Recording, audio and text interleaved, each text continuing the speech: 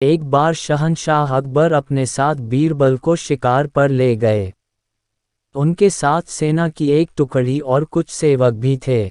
शिकार करके कुछ एक दिनों में अकबर लौटने लगे।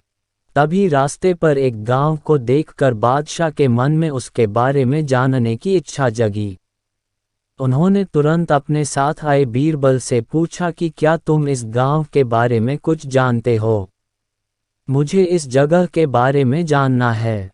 बीरबल ने जवाब दिया, शहंशाह मुझे भी इस गांव के बारे में कुछ नहीं पता है। अपने राज्य के इस गांव की तरफ मैं भी पहली बार ही आया हूँ। आप यहाँ के बारे में जानना चाहते हैं तो मैं किसी से पूछकर बताता हूँ। तभी बीरबल की नज़र एक आदमी पर पड़ी। उन्होंने उसे अपने पास बुलाकर पूछा, भाई क्या तुम इसी गांव के रहने वाले हो? अगर हाँ, तो इस गांव के बारे में मुझे सब कुछ बता दो। यहाँ सब बढ़िया तो चल रहा है न?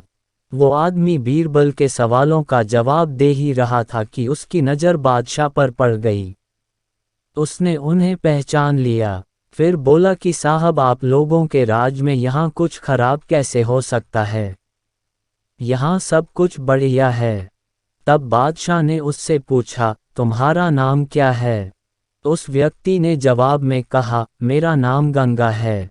बादशाह फिर बोले, पिता का नाम? जवाब मिला, जमुना। इतना सुनकर बादशाह ने पूछा कि फिर तो जरूर तुम्हारी माँ का नाम सरस्वती होगा। उसने कहा, नहीं हुजूर, मेरी माँ का नाम नर्मदा है। इन सभी बातों को सुनकर बीरबल को हंसी आ गई और उन्होंने मजाकिया अंदाज में कहा, बादशाह अब यहाँ से आगे बढ़ना सही नहीं है। यहाँ सारी नदियाँ हैं, आपके पास नाव भी नहीं है, तो आगे मत जाइए। आगे बढ़ने के लिए नाव का होना जरूरी है, नहीं तो डूबने का डर बना रहेगा और यहाँ ज़्यादा देर रुके तो सब कुछ बह जाएगा। बीरबल की यह बात सुनकर बादशाह को भी जोर से हंसी आ गई। वो व्यक्ति भी बीरबल का मजाक सुनकर मुस्कुराते हुए वहां से चला गया। कहानी से सीख, हर दम व्यक्ति को गंभीर रहने की जरूरत नहीं होती है। हंसी मजाक करना भी जरूरी है।